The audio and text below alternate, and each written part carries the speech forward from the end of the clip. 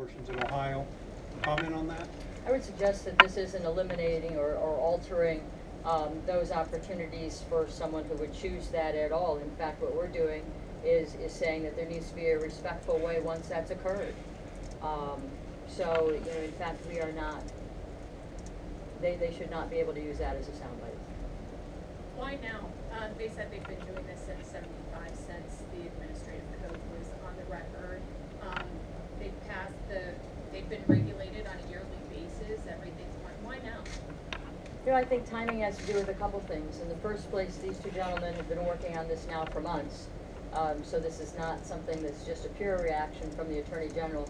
But clearly, you know, we're seeing an outcry of people who are saying this just isn't right. We need to do something different now. The vendors in this case with Planned Parenthood are the ones responsible for what happens to the remains once collected. Will your penalties go on the vendors, or will they actually go back to Planned Parenthood as the Attorney General? The onus is put on the facility to carry out this obligation. And so the penalties will be on the facility. Well, why not the vendor? Because the facility is the one who has the duty under the statute. And the facility, even under current statute, is the one with the duty to carry out the administrative rules. So from that perspective, that would be the entire reason that the vendor, or excuse me, the facility itself would be the ones with the penalty. What if the facility, though, is told one thing and the vendor decides, and that I'm not construing that this is the case? That would go towards the knowingly, the mens rea section of the criminal statute. You have a bill pending right now. I assume it will be passed right after the first bill, right after the first year. So, are you planning on offering these proposals as amendments to that legislation, or are they going to move separately? Currently, right now, it's our intention to move them separately. We're still discussing exactly when, but I would suggest you'll see these in committee meeting one of the first weeks that we're back in session in January. And you'll see them come in independently. In addition, you'll see the Senate with their companion legislation roughly about the same time. And you haven't dropped these just yet, right? No, we have not. Do you know when you'll be introducing these? We're discussing that right now. Certainly, the piece of legislation that we're looking at is simply worded. It will be a very short piece of legislation requiring the rules to be drafted. So that one will be ready probably sooner as opposed to later. But since we're not holding committee meetings until after the first of the year, there's no urgency to make certain that we get the final legislation drafted. I don't know if you want to discuss what you're thinking of yours. We are putting the final review process on our legislation right now. So I guess when everything is cleared through our liking, and then as well with Senator Eaker, we'll probably come to that decision. This all started because of the videos that were released earlier this year about selling body parts. What was your reaction to the Attorney General finding that they weren't selling body parts?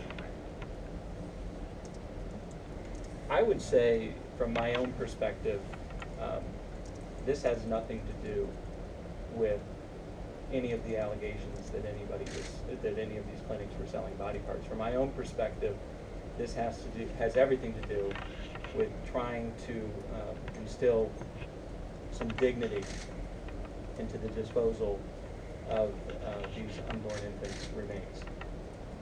Are you afraid that this action might, you have an election coming up next year, and it's hard to win an election without independence? Are you afraid that this action might tip the situation to the point that independent voters might be turned off by the GOP? No, I am not afraid about that at all. In fact, I think this is something that, this issue particularly is something that will span independents, Republicans, and Democrats alike. I think that whether you're older or younger, whether you're male or female, whether you're a mother or father, a brother or sister, the idea of respectfully treating the remains of an infant who's been aborted, I think is critical. And I think that you can see how we treat our own childhood pets, you know, when we're disposing of them in a very respectful way. You know, I think that people are shocked And I don't think that it matters whether you're Republican or Democrat or independent or oblivious to politics altogether. Have you reached out to facilities in your own districts to find out how they handle such tissue? Are you aware of how they do it in your own districts? Again, as the report just came out on Friday, I'm certain that we will be doing that as we go through interested party meetings. We can do one more question. And are there other states that you're aware of that have the same, I mean, was this modeled after the way it's been done in other states? There's been no modeling, of my understanding, in either piece of legislation. They're independent to our creation and our work here. However, I am certain that we'll be also looking, when we're getting ready to do interested parties meetings and testimonies, we'll be prepared to discuss what other states are doing similarly.